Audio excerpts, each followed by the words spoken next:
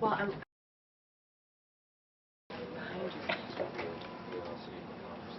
Right now, I'm calm and collected, but 24 hours ago when I first got the phone call, I mean, I was bouncing off the walls.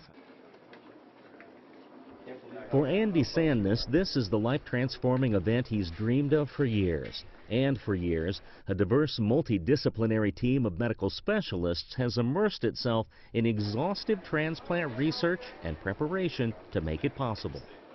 A face transplantation is a combination of so many other procedures that we do, including eyelid surgery, jaw surgery, facial nerve surgery. At the time of the transplant, we had 9 surgeons operating.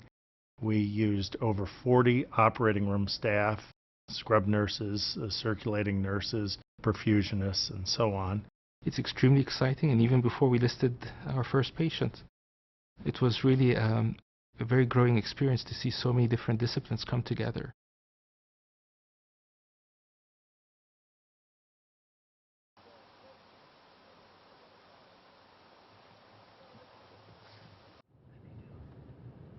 I've been to big cities and I've been to, little towns. It just draws you back in here. This is always home for me.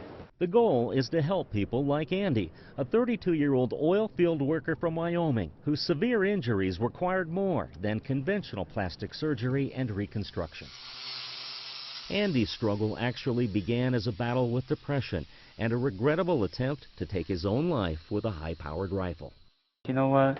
I was stupid and I made the wrong choice, and now I'm paying for it for the rest of my life.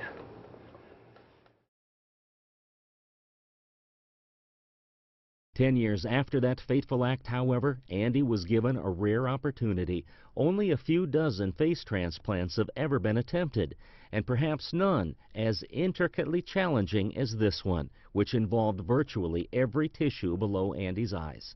The entire lower face, including the nose, the jawbones, the zygoma bodies, the skin all the way in front of the ear, down to the chin, and the teeth. Leading the team was plastic surgeon Dr. Samir Mardini, an expert in craniofacial and microsurgery, and director of face transplantation at the Issam and Dalal Obeid Center for Reconstructive Transplant Surgery at Mayo Clinic.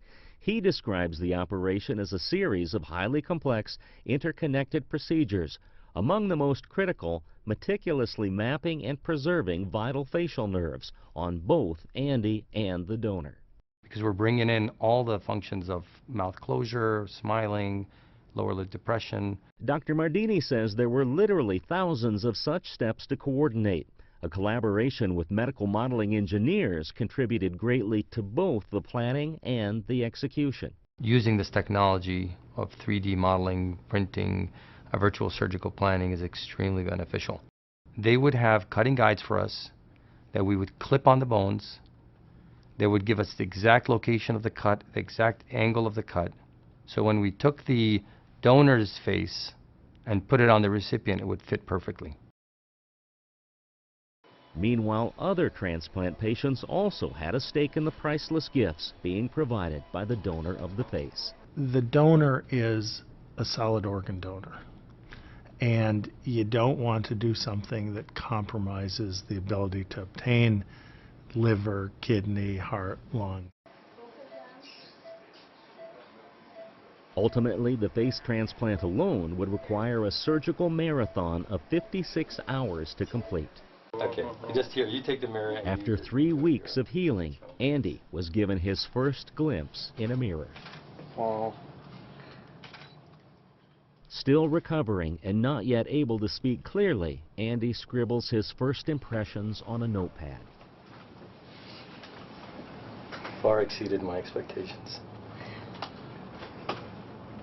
You don't know how happy that makes us feel.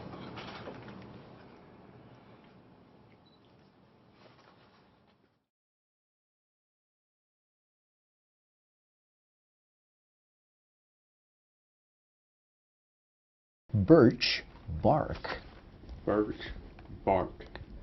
As clear as day.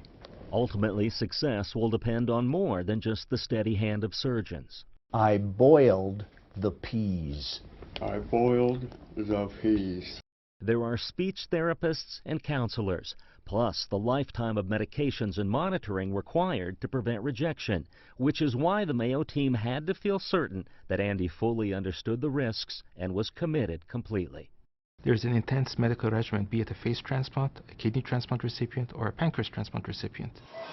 Wanting the most natural look possible for Andy, after several months of healing, Dr. Mardini performed an additional surgery to refine his appearance, speed up the regeneration of sensory nerves to his cheeks, and improve his tongue function.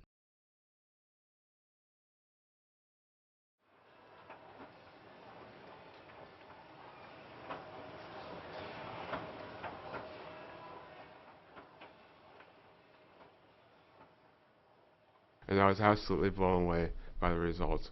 As for Andy, he says there is no doubt his long road to recovery was definitely worth it. I just feel like a normal person, walking around outside, go to the shopping malls. Nobody asks any questions, nobody stares. Feel like another face in the crowd. And now with this transplant, I just feel more comfortable, more confident in doing these things. That's easy to understand when one considers the face that Andy now finds looking back at him in the mirror. Naturally, his heartfelt gratitude extends beyond the dedicated team at Mayo Clinic. Without the donor and the donor family, none of this is possible. I can't say thanks enough to those people for what they did, what they gave me. Yeah, I'm just looking forward to getting back out into the world and doing the things I missed out on. I missed out on 10 years of my life. I'm really excited.